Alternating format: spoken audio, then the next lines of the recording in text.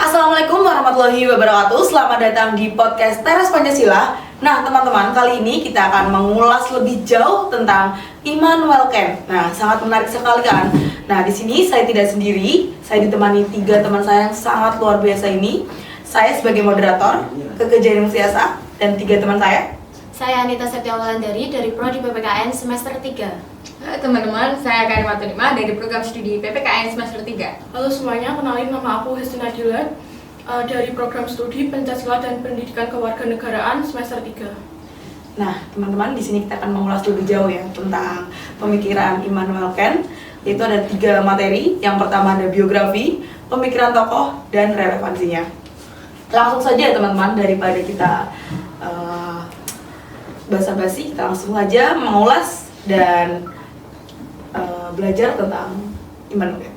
Biografi dari Immanuel Kant, dia lahir di Königsberg, Hague pada tanggal 22 April 1724 dan dia wafat pada tanggal 12 Februari 1804. Dia berkebangsaan Jerman. Dia pekerjaannya sebagai dosen atau filsuf di Universitas Königsberg. Ada 4 karya terpentingnya, yaitu yang pertama Akal Budi Murni, yang kedua Akal Budi Praktis, yang ketiga Kritik terhadap penghakiman, yang keempat adalah Perdamaian Abadi, sebuah sketsa filosofi. Seperti itu.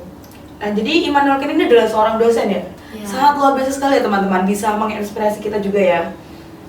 Langsung saja ada pemikiran tokohnya. Nah, pemikiran Kant pada Perdebat dan Filsafat abad ke-18 mengenai bagaimana sih membenarkan klaim tentang pengetahuan itu dikategorikan menjadi 2 tradisi. Tradisi yang pertama yaitu tradisi rasionalis, berpendapat bahwa klaim terhadap pengetahuan itu didasarkan pada akal atau ide bawaan yang melekat pada manusia. Nah, tradisi yang kedua yaitu tradisi empiris, berpendapat bahwa klaim terhadap pengetahuan didasarkan pada pengalaman indrawi, apa yang bisa dilihat, didengar, dan disentuh, bukan pada akal. Nah, dalam Critique of Pure Reason, Kant terkenal karena bisa melampaui 2 tradisi ini. Ia mengatakan bahwa baik akal maupun pengalaman indrawi jika berdiri sendiri tidak bisa memberikan pengetahuan apapun. Nah, ia mengatakan bahwa pengetahuan secara mendasar didasari oleh pemahaman kita sendiri atau sebab akibat, dan oleh ketidakmungkinan kita memperoleh sesuatu di luar ruang dan waktu. Nah, oleh karena itu pengetahuan adalah pertemuan antara pemahaman dan pengalaman yang dimediasi oleh ruang dan waktu. Hal ini menggugurkan gagasan mengenai kita dapat mendapatkan pengetahuan langsung hal-hal sebagaimana adanya. Nah, dan memberikan tugas filsafat untuk melacak batas kemampuan kita sendiri dan mengetahui apa yang bisa dan tidak diklaim dalam dunia. Kan menyebut ini sebagai kritik. Teori kritis pengetahuan kan itu memberi jalan teori kritis selanjutnya mengenai dan untuk memfokuskan kondisi kemungkinan pengetahuan dan pengalaman. Pemikir seperti Hegel dan Marx itu merevolusi filosofis Kant, berargumen bahwa kondisi kemungkinan pengetahuan dan pengalaman itu tidak bersifat tetap dan melampaui sejarah, tetapi tertancap dalam sejarah dan masyarakat manusia. Hal ini membuat pertanyaan mengenai otoritas sang filsuf kritis.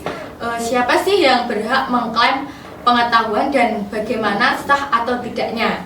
Selanjutnya akan disampaikan lagi oleh teman saya. Moralitas Immanuel Kant yaitu menekankan bahwa kemampuan manusia itu untuk melampaui keterbatasannya. Bagi Kant ada 2, yang pertama yaitu akal murni teoritis, yang kedua itu akal murni praktis. Akal murni teoritis yaitu kita terbatas, kita tidak bisa mengetahui sesuatu secara langsung, yaitu Tuhan dan malaikat. Secara moral kita juga terbatas. Kita sering digerakkan oleh nafsu dan keinginan hewani. Namun menurut Kant, dalam moralitas kita dapat mengetahui mana yang benar dan mana yang salah, yakni dengan kewajiban kita, yakni dengan menguniversalkan prinsip yang terjadi pada tindakan dasar kita dan mempertimbangkan apa yang akan terjadi jika prinsip universal yang disebut dengan menjadi prinsip imperatif kategoris, secara moral tindakan tersebut tidak melakukan yang terbaik, yang benar, akan tetapi melakukan hal baik pada dirinya sendiri.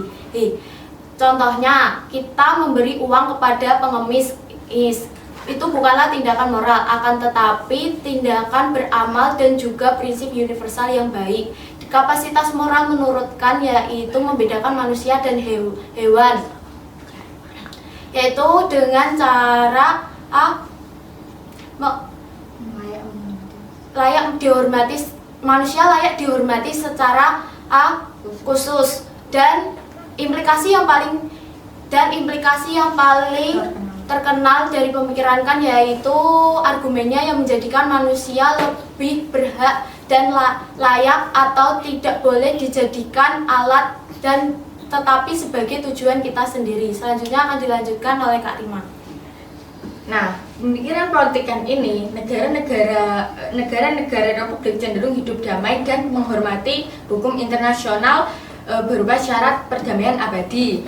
Itu berupa semua negara republik adanya persekutuan damai dengan antar negara dan menghormati hak sesama manusia sebagai pendatang atau disebut dengan hospitalis. Nah, selain dorongan moral, faktor ketakutan dalam kehancuran dan keterkaitan ekonomi dalam perdagangan itu juga mendorong perdamaian. Nah, baik sifat buruk maupun baik dalam manusia itu juga menuju masyarakat yang lebih baik dan adil.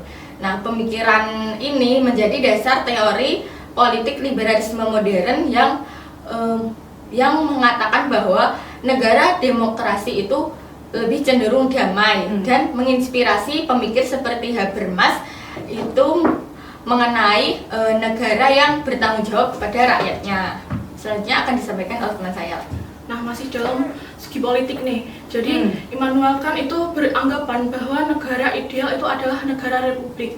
Yang mana negara republik itu mampu menghargai setiap tindakan atau perkataan setiap warganya. Selain itu juga adanya pemerintahan yang berdaulat dan bertanggung jawab kepada rakyatnya. Selain itu juga ada lembaga pemisah kekuasaan seperti lembaga pembuat hukum, lembaga pelaksana hukum, dan lembaga pengawas hukum. Nah, hal ini diperlukan agar tidak ada tindakan yang berakhir ke mutlak. Nah, singkatnya itu negara yang ideal adalah negara yang harus adil, terus transparan, dan selalu memihak kepada warganya. Nah, selain itu juga Immanuel Kant juga melihat bahwa manusia itu bertindak baik karena moral dan akal pikiran mereka sendiri. Nah, namun tak jarang dari mereka itu terhanyut dalam hasrat dan kepentingan pribadi mereka yang membuat mereka itu terjerumus dalam tindakan yang negatif. Nah, perlu adanya negara dan hukum yang selaras untuk menjalankan hal tersebut.